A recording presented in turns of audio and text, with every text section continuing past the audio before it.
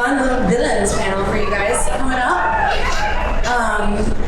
And if anybody wants to jump in and ask questions, I don't want to make you come and stand up here because it's cold, but you can just, I'm gonna ask a couple questions and then I'm gonna rely on you guys, and you can just raise your hands if you want to and yell at us, or somebody will bring you a microphone. But asking you to line up when you're all bundled up seems mean. Okay, so I'm going to welcome to the stage Nathalie, Kelley, Kristen, Gutoskie, and Wolé Parks.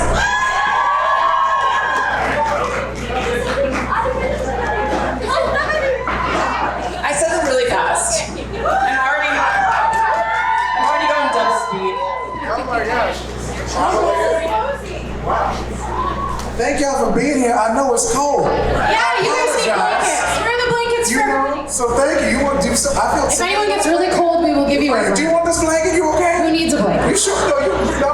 There are more Come to the blanket. I'm serious. Who needs a blanket? You gotta get, come get the blanket. It's okay. I'll survive. I feel bad. If anyone needs one, you let me know. I will hand mine over. What a gentleman. She's shivering. I feel like we're gonna be up here. Take the blanket. This is horrible. I'm sorry. Seriously, we appreciate you guys being here. It's cold. And we At least the sun is shining. Yeah! Thank you so much. Okay, but don't steal it, because, okay. All right. Sorry. Okay, guys. Thank you. Heating. All right. Pretty toasty, actually. So I thought I would actually start this one off. I'm trying a new thing. And I'm going to ask a non-Vampire Diaries related question. Smart. Icebreaker. None of them remember what happened. Maybe you can tell us. Kristen's the Wikipedia for us. Sort of, kind of. But sometimes I like to just ask a random deep thought-provoking question. And here's mine for you. If life could have a pause button or a rewind button, which one would you choose?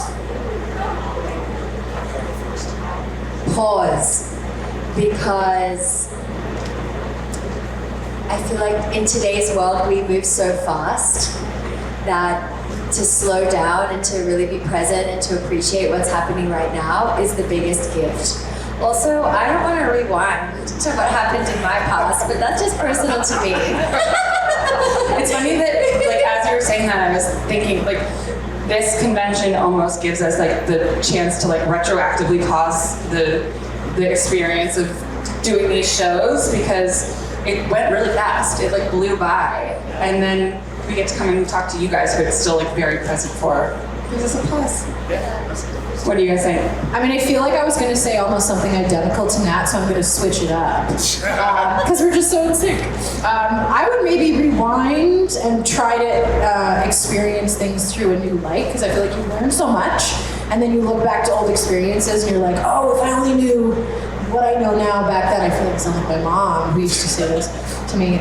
You could maybe like experience something in a cool, different way of having new knowledge. So that could be really fun. And maybe I wouldn't like wear those weird shoes I wore every day and get bullied, you know, that kind of thing. But yeah, maybe rewind. But pausing sounds pretty awesome as well. Okay. Good question. That's deep. You know, I was going to say rewind, but then I realized the problem is I feel like we learn a lot from life. And there are things that happen that I don't necessarily enjoy that they happen, but like a year from now or a couple months from now or whatever, like you grew from it and you're like, oh, that's why that happened, which sucked at the time, but like, you know, it happened for a reason. So I feel like if I went back and rewound stuff, I wouldn't be who I am today. Like you went back and like made a different decision? Yeah, you know, like the butterfly effect. Yeah, all the rules of time travel say we can't do that. This is breaking the rules, the multiverse. What? So yeah, We might go forward. What's up? Maybe we could go forward. Ooh. I could fast forward a few years. I could go. But you know what? Like I live in LA now, so I'm real cheesy. So like, you know what? Pausing is meditating. Just do that. You know what I mean? It's somebody's. What? Oh, I thought somebody shouted meditation. They were really excited about it. Sorry. But yeah. Shall we take some deep breaths? You're like, guys, it's just imagine we're warm. Okay, so good. You're on a beach. Okay, I'm gonna ask you to reach back into the depths of your memory. On these shows, we when we were sort of auditioning new characters, and we tended to kind of make fake sides and make fake character descriptions so that we wouldn't, because there were people trying to get spoilers. But I'm curious if that was the situation for any of you if you like read one character description and then when you got to Atlanta were like, I'm the devil? Or any, do you remember any of that? Or in general, kind of what was the auditioning and joining experience while I disappeared into my coat? I don't remember necessarily the sides per se. I just remember the idea that, my character had this deeper backstory and it was all dark and all that stuff. So then they're like, oh, you'll be the devil. I'm like, oh, okay. I thought he had like a bad breakup in his past. Really Yeah. They're like, and it was so traumatic. He's killing people. I'm like, oh, okay. So like, I remember that whole thing. But yeah, it's kind of secretive. But for me, the whole process was great just because we had really good casting people and Julie was there and all that stuff. We had a good time. Was that still back in the good old days when the people like in the room? Yes. For people who don't know right now, I mean, obviously we all have lived through the pandemic, but like everything's on Zoom, just self-tape or whatever. They do not care about this background of like acting right now. But you just do self-tape. So back then you could actually be in person and get to meet people and get a vibe because the whole thing is, people don't see this, but like, there's hundreds of crew members and all that stuff. You're on set all day, 14, 16-hour days sometimes. And so not just like, are you good in the character, but also can we stand to be around somebody? Are you literally not an asshole? Yeah, exactly. Oh, can we say that? There are children in the audience. Oh. Sorry. Oh, she's heard it before? Okay, good. Sorry. Anyway, that's my thing. Oh, I feel like, I was so lucky because when I worked on Containment with Julie, then when that show did the first season, I just got invited to do Vampire Diaries. You always have to like slog and audition for everything. So like to just be able to start on a new show, it was just such an honor. And I was told I was going to be like a bad siren. But then it was kind of, it flip-flopped, like I was kind of nice, I was like a nanny, and then I was like, and then like Nat comes out, Sybil, and she's like super evil, bloody, and then all of a sudden I'm like the really bad one because I'm trying to give kids to the devil, and then I like tried to be nice again, so like she kind of flip-flopped a lot. She does remember what happened. I know the gist. I know the gist. I just combined two words, logistics and gist. It was logistics, that's a new word. But I knew the gist. I knew it was kind of going to be bad, but then she kind of had a lot of, she was confused. She maybe had, didn't know who she was yet. But nothing on the page, no characters like called Jen or something. So it was always silly. Generic. Well, unlike you, I had to audition. Sorry. It was like the one time I never had to audition. They didn't offer me the role. But it's funny because I had taken a few years off from acting, so I was getting back into it, and I was like just feeling, just trying to find my feet again as an actress. And this audition came in, and I was like, oh, I know that show's really popular, and I saw that it was to play an evil siren, and I was like, all right, I'll see what I can channel from within.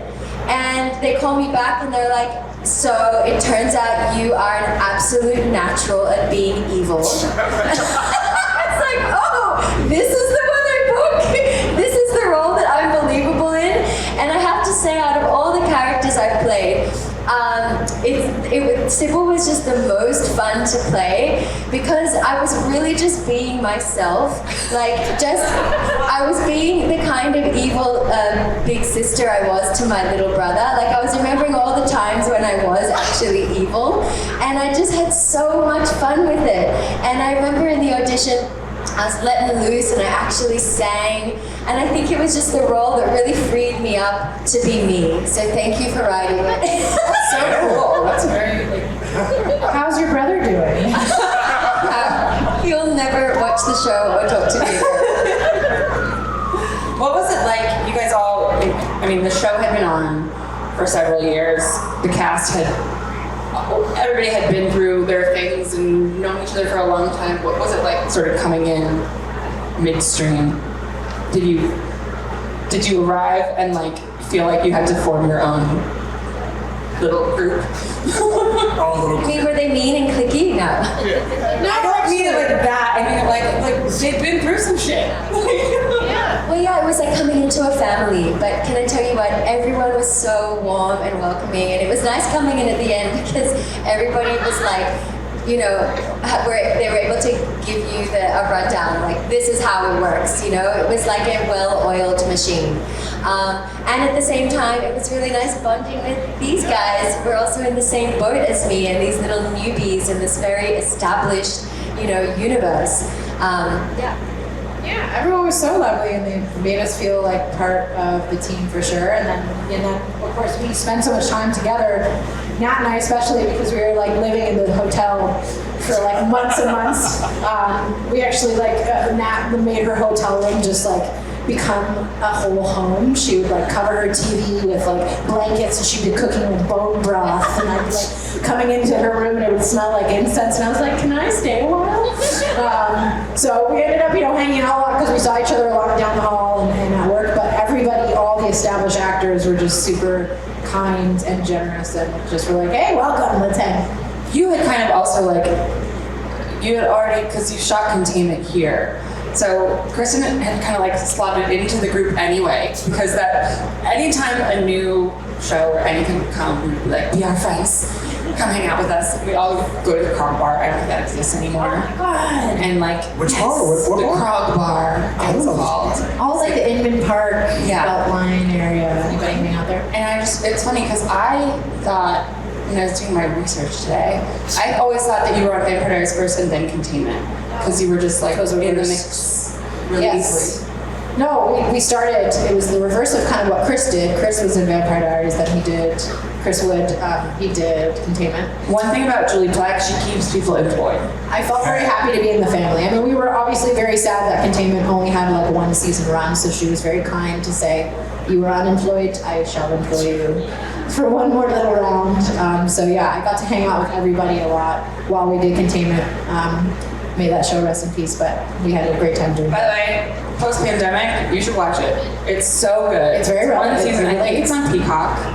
Is it out at all anywhere? Yes, it is definitely somewhere, and I think it's Peacock. It had a resurgence on Netflix during the pandemic, and I was like, why is everyone watching this? Like, this is just adding insult to current injury. There's the I don't want to watch a thing about pandemic during pandemic, but then I got like few people felt connected. Yeah. But it's like right after people watch Contagion. You know what I mean? Yes, and then they were using words as well. that people remember. They were talking about social distancing. I was like, oh, that's not made up. It was I real. was shocked. And I was like, it's like a real science word. It was all very true to, Yeah. except minus the vomiting blood over people and weird scabs on your face. Aside from the side effects of the virus, it was pretty.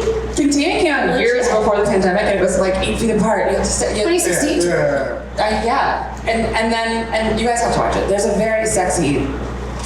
There's a sex scene, but there's a shower curtain between them. It's great. It wasn't at the moment. It wasn't sexy. I can imagine it was the worst day of shooting. You're just what? You have to lick a shower curtain? Who's showered in here? To lick a shower? Well, yeah, me and Chris Wood, who was going to be here. So hi, Chris, we're here. We couldn't touch. So we made out through a shower curtain. I mean, I don't know if that's. I think you're probably going to get the It sounds. No, it sounds as weird as it is. But it was hot the way they shot it. Yeah. They had music on. They were, they had us in bathrobes. They were trying to get us in the mood, but it was. Listen, And now we're down to Containment room about making out their shower curtains. Because this is where these panels go, guys. Hot shower sounds nice right about now. I don't know what you did. I'm gonna have you guys come and ask some questions first, but I got one more. I don't know if I call it a deep question. It's a dinner party question. So people who were in the audience this morning know this, but I got obsessed with Wicked as of a week ago, like everybody else, and was watching all these interviews about Ariana Grande talking about how this was the role that she's wanted to play since she was 10 years old, and now she did it. So my question is, if you went back in time with the rewind button we talked about earlier, and see, I can make it full circle. If you went back in time and asked your 10-year-old self, what their dream project or dream role would be, what would they say? And is that still on your bucket list? I was actually, it's so funny you say that. Okay, so if I go to, so you're saying if I ask my 10-year-old self what is his favorite role, what does he want to do? What would he want to do? Yeah. Okay, so it's weird. So I also did this show called Superman and Lois, and I got to play a superhero. So good. It just ended. It just ended on Monday as part of our series finale. Honest to God, it's actually a really good show. I'm not saying it just because I'm on the show, because I've done some crappy shows. It actually is a really good show. So just FYI. If you're an originals fan, our showrunner, whose voice the show was in, Mike Narducci, was right on that show. Oh, look at that. Yeah. he's amazing. Michael's freaking great. But so anyway, so the point is, I got to play a character named John Henry Irons, who's Steele, who was a character who I read when I was 10 years old as a comic. So actually, it really did come full circle. So that's why when you said that, I was like, I actually got to do that. So it was cool. I mean, I don't think at 10 years old I was like, can I play the devil? That would be really dark. But I will say though, sacrificing children to me. Keeping it real, just to talk about vampire real quick. Like getting to set people on fire, yo. It's so weird because like there were stunt people. Like I will never be a stunt person. They crazy. But like there was a guy I remember he got lathered up in this flame, like sort of resistant like oil or whatever, and he just got set on fire. And like I'm standing with Ian because like I'm threatening him or whatever, and I gotta act all calm about it. I'm like, watch this, boom, and this man gets doused in flames, and the camera's on me, so I gotta act like, oh yeah, I set people on fire all the time. But like I'm like, is this man gonna die? Like it's just like it's insane. It's like the one stunt that like you think you could never do is actually set a human being head to toe on fire. No, we do it all the time. You guys do it? Oh yeah. I ain't doing it, but someone else could do it. Yeah. maybe you have to get some training if you're gonna do that. Yeah. Oh gosh, honestly, it's so funny when you get these questions sometimes because you're listening, but you're like, God, I gotta think of something. What the heck would my 10-year-old self want to do? The first thing that pops to mind was I was just obsessed with like The Little Mermaid and Beauty and the Beast, which I literally just watched Beauty and the Beast last week because I have a child and I was just watching a cartoon, and it brought back some memories. Some of it tracks. I'm like, I don't know, would I fall in love with someone who like made me a prisoner? I'm not sure. Stockholm syndrome is a powerful thing. We can maybe change it in 2024. But I think I probably would have loved to have done like, Prig Ariel or someone in a Disney movie and got to sing and transform into a different character. I think the transforming is a lot of fun, being able to like change your hair and your look and become kind of another creature from another realm. So that would have been something really cool to do, I think. Well, no disrespect to The Little Mermaid, but I was a pretty advanced kid. My dad had me reading Shakespeare when I was really young.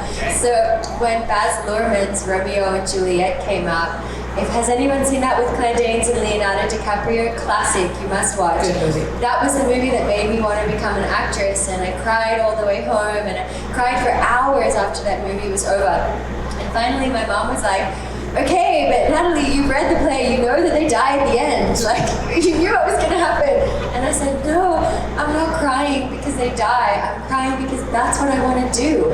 And then she enrolled me in acting classes the next day. So, I mean, would I want to recreate, like another version of Romeo and Juliet? I don't know if anyone could top what Baz Luhrmann did. But I have to say that if my 10-year-old self could have fast-forwarded in time and seen me playing Sybil and mind-controlling Ian Somerhalder and Damon, I think she would have been pretty stoked with that role. So thank you. That's amazing. And by the way, I feel like it's when you're talking about Shakespeare, like it's not about topping Baz Luhrmann. Like that's the great thing about Shakespeare. You can do it a million different ways to so that should still be on your bucket list, is all I'm saying. Thank you. And anyone who hasn't seen it should watch it. It's a really beautiful film. Iconic. Bring it. You should do a stage rendition. I'm going to tell my agents to call Baz right now and tell him that I'm ready to do the remake. Okay. I'll play Romeo. I will pass the microphone off to somebody in the audience. Thanks, guys. Thank you for the great questions. Hello, my name is Alex, and I have a question for Nathalie, but you guys can also answer for your own experience as well. Nathalie, what was your favorite memory filming Fast and Furious Tokyo Drift? Oh my goodness.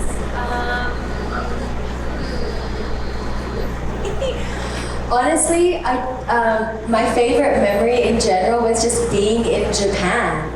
And I have a terrible memory. So just let's start with that. So I don't have specific, things that I can recall from shooting, but the experience of being in Japan and hanging out with Japanese people and having all these tricked out cars on the streets and people coming and taking photos. And I was only 20 years old. I didn't even have a license. That's how come I could drift, because it was by accident. I didn't know what I was doing. And it was just a memory that I will always treasure, because you know how people joke and say that, I'm big in Japan? Well, I can actually say that now after I did that movie there. They love me there because they're like, Mila. And yeah, just it was before the days when you could get cancelled for not actually being an ethnicity that they told the world you were. It was back in the day when somebody that's indigenous to Peru could play a Japanese person. But we'll just move through that 20 years later. But thank you for taking me down memory lane again. I'm sorry that I didn't recall much in my memory, but thank you. It's 20 years ago. Yeah, thank you. And not to plug my new show or anything, but I'm doing another series right now that is all about car racing again, which I thought was full circle 20 years later. Except now I play the mom of the kids that are driving. So, yeah. What's the show? Talk about fast forward. It's called Motorheads on Amazon Prime. But just so if you're a fan of cars, you get to see other people driving in that show and me being a mom watching. Wait, speaking of plugs, I told Kristen, we just talked about containment, but you have new music coming out. Woo! Yeah. Did you have a listening party last night? I'm having one tonight. Oh, tonight. So yeah, it's very exciting. It's been years and years and years I've wanted to release music, and finally we have a date that was set today. So January 3rd, my first single, Stardust, will be coming out. Actually, go by my middle name, so it's Gutoskie. And tonight, if you guys are anywhere around, we've got pre-save cards, kind of everywhere. And if you guys pre-save the song and show us proof at 7 o'clock before all your fun concerts, we're doing a little listening party at Sinclair Station, and I'm going to let you guys hear some of the songs from Stardust and some of the songs from the EP that have never been heard before the release. Super exclusive, private. So make sure you come up to my autograph table today and show me you pre-save it, and we'll give out passes till they run out. There's only a few left. So I would love you to come share the music with me. What's the vibe? The vibe? Okay. I mean, it's kind of dorky. I was just showing Wolé. I like have a little projector with the cosmos to put it on the roof. It might be corny, super corny. No, I mean the vibe of the music. No, I know. The vibe of the party. Who else is gonna be there? This is connected. So the song is called Stardust. The rest of the music is very dreamy. You might get really mellow. It's kind of like folky, soul, kind of cinematic. So it's very it's it'll get you thinking and feeling a lot of things. Congrats. So I'm really excited. It's taken a long time to get here, so The hopefully you guys siren like it. sings. Yeah, they actually ADR'd our singing, and we would sing on the day, and they never even used it. But I was like, ooh. Okay, next question. Thank Hi. you. Thanks, Alex. Yes, thank you. Hi, my name is Dylan. My question is actually for all three of you. So, if Kate had known what was going to happen by choosing the Salvatores to replace the Sirens, even though he admired Stefan, do you think that he still would have traded with the Sirens? That is hey, Dylan. That's a good question, Dylan. Philosophical. That's deep. So, would he have still done? Wow. I think he would have. Here's the thing about Kate and why, like I said, I like the idea of the character that he had a real backstory. He wasn't like just the devil for the sake of being the devil. You know what I mean? It's because of like how he got treated when he was growing up and all that stuff. So there was. I mean, as bad as it's like, trying to take these kids and these babies and take them or whatever. Like for him, there was a method to the madness. So I don't think he was completely an evil, selfish character. So he probably would have. But I mean, if he could go back in time and know the end, he would probably not get killed with that. What was the bone? What did I get killed with? Like a bone dagger. Yeah, the bone dagger. Exactly. He would have hit that. That he would have done. So he could have been alive still. But yeah, that's a good question. That's deep. Did you have stayed the devil? Like, how does that work if you're the devil? Well, I mean, what is the devil? The devil died. Apparently he could die because you could kill him or whatever. Wasn't the idea that, what's her name was working in the background? She was like, I really want to pulling the strings. See, he shouldn't have left. Yeah, he shouldn't have left. That was the problem. Stupid. Then he could have stayed in power the whole time. I think that the Salvatore brothers benefited a lot in general from villains making strange mistakes like that. Yeah. I kept the show going for a long time. Yeah. Thank you. Thank you. Thanks, Dylan. Hi, I'm Angela, and my question is for the three of you. What is your favorite comfort show? Oh, that's a good question. Okay, this just goes back to my childhood, and maybe Americans won't know what I'm talking about, but Mr. Bean. Who doesn't love Mr. Bean? I like to think I'm into really, beautiful movies that are smart and powerful. But honestly, when I just want to zone out after running after a toddler all day, I just watch like Love Is Blind or like Married at First Sight because I feel like I can kind of check out. I was watching The Ultimatum while I was getting ready this morning, and it's I was comforting. like, I'm putting on too much lip liner, looking at all these girls on the show. I overdid it. Oh no. But Baz Luhrmann on other days, of course, and such. And then the Coen brothers and all the fancy directors. But when I just want to zone out, reality TV does it. Yeah, that's a good question. It's funny. I just binged through Slow Horses. Does anyone watch Slow Horses? That show. That's your comfort show? No, I was gonna say, yeah, I like dark. I do like dark. I do like. Here's the thing. I like it because it makes you think. I love cerebral shows. But I was gonna say, I don't really watch a bunch of old shows. I will say this: if there's a show which I'll watch if it's on, old clips, old Will and Grace episodes, because I can watch Jack and Karen be stupid all day long. So it's that. But yeah, I don't really watch a ton of old stuff. I kind of just watch whatever you were on. Yeah, that's a great question. Thank you. Hi.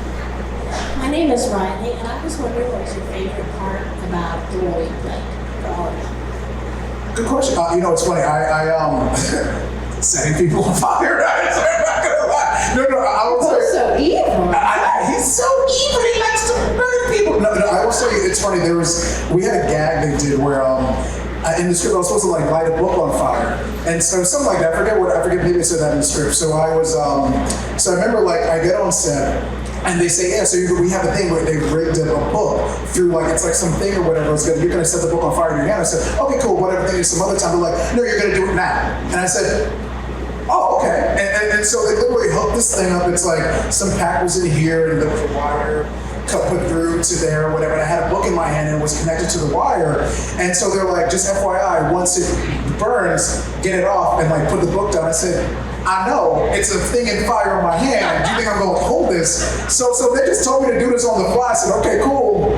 And so I do it, and like I'm talking to Ian or Paul, one of them, and I'm just like, blah, blah, blah, boom. And I'm like, ha ha! And I put the book down real easy, but in my head, I'm like, yo, y'all gonna kill me on this show. Because it's not actually my favorite part, just because it was just a bunch of random You like stuff. to live on the edge. I do. And they literally told me that day. They were like, FYI, you got a stunt coming. That's mine. I've played the good girl a lot. Like in Containment, good old Katie, in Chicago Fire, like sweet little Chloe. And so I finally got to play like a little bit of a baddie, and I was like, then she became nice, and I was like, God damn it. But it was really fun to be able to play someone who was a little bit of a villain. And so just in general, I was excited to give that a go. And that was it, really. I'm going to cheat and say two things that were my favorite things. So the first one was that very first scene that I did where I'm covered in blood coming out of that vat, and just the hours and hours of makeup that involved, and just watching the whole process and transforming into this ghoul. And then that was my first day. So imagine meeting everybody like that for the first time, like meeting Ian and everybody just like, hi, I'm going to be working with you for the next few months. Everybody's face like, whoa. And then the second one on it, and this is true, is these guys becoming my little family, and this one being my sister. Being back here brings back a lot of sweet memories, and the bond that you form with the other people who are in the cast. And casting us as sisters was such a good move, so thank you so much. And seeing you all again has been so sweet. Wait, it was also fun to meet Kate Women. We were cavewomen. That was also fun. Yeah, that was fun. And I got to and I got to see myself with extensions down here and realize that it didn't suit me. Wait, because we did a flashback one as Yeah, we well. were like 1600s. Yeah, the old school stuff. And Yeah. then another time we were in the 1920s. We got to go like Because so many wasn't different there like a head times. we had, like a fake head in a basket? Remember that? Because there's a picture I have with me and you, Now or we're something like going that. down memory lane. Yeah. I forgot about the time. The different times. That's my new favorite thing. Yeah. Sorry. Thank We're learning about the show. Happy's One second. Oh, here. Thank you. These memories are very, very. There are a lot of They things. just pop up like a something in your brain just like suddenly you're like under all pathways. Yeah, no, yes. Hi, I'm Ashley. Hi, Ashley. Hi. I just wanted to ask kind of about like how you got into acting and kind of some advice for someone who wants to act but also has other passions, because you always hear how like if you want to be an actor it has to be like your only thing, but I like there's so many things like I want to do, so if you just had some advice or stories about that. But if you don't live your life, then what do you have to draw on if all you're doing is focus on one thing? I think that's a mistake a lot of people make. Like, I always had a thing where I wouldn't even go out of town because I would maybe get an audition. And a lot of people say, like, only do acting. And I started when I was 10. If you're asking how I got into it, my mom put me in a little modeling course, which was really dorky, and then eventually just kind of forayed in school plays and forayed into TV stuff. But yeah, I don't like that rule because I think as people, we're so complex and we have, and at the end of the day, it's just art. Expressing yourself. So if you have different ways of expressing it, great. Like I'm here talking about my singing today, and I'm producing a project, and who says I can't do all that if I'm creating something that's going to bring joy to others and tell stories? I think it's about telling stories, and you can be a multifaceted person and do multiple things. So if you feel called to go towards a lot of stuff, absolutely do it. Yes, you do have to put a certain amount of energy sometimes into one thing in terms of just making it happen, but as you get that momentum, like don't forget to like let your creativity fly in all the ways, and like Carina said, like live your life. That's where you draw from. Yeah, you got. I'll go after you. Okay. No, so I got started because I was a dork. I went to a specialized high school for math and science, and so I was in. Yes, thank you. I'm a nerd. And so I got. There was a woman who came in. I was in dance class. This is so recording, and a bunch of people got pointed out, and I thought I was in trouble, but it was actually a woman casting for a Kit Kat commercial. And I booked this commercial, and I was like, "Oh, you can make money acting." It was like, wow, because it was not something I wanted to do, and that's how I got in. And I kept going, and I went to NYU and studied. I actually studied math and acting, so I also like to have two different passions. And I was in math. I was the assistant finance director for a long time. But it's interesting. Someone actually asked earlier at one of the signing about, she wants to be an actress, and what would my advice be? And it's what I tell everyone. Oddly enough, this business, there's so much that's out of your control. I cannot control if an audition comes through. I cannot control if I get a part. You can be amazing as the actress, but they're like, oh, she's too young, she's too old, whatever. Like this, again, that's out of your control. So for me, I always tell people, find something outside of the business that you love, that you could cling on to. Because if you're waiting to get sort of like accreditation or just like sort of people to praise you or whatever for a sense of self from it, it's not going to work because a lot of it is out of your control. So that other passion you have, don't give up on it. Keep doing that because you're probably going to get a lot out of that. And if you book other stuff, that's amazing. It's the icing on the cake. You know what I mean? Because just the process of doing it all, auditioning, had an audition at the hotel last night I had to do on Zoom, because that's the job. You know what I mean? So do your other passion as well. Don't lose sight of that, because that's going to make you who you are. I feel like they've given you such amazing advice. I would only add that, storytelling is what makes us human and what differentiates us from other animals. And it's such a sacred thing to tell stories, and we all have the capacity to be storytellers and are storytellers in some sense.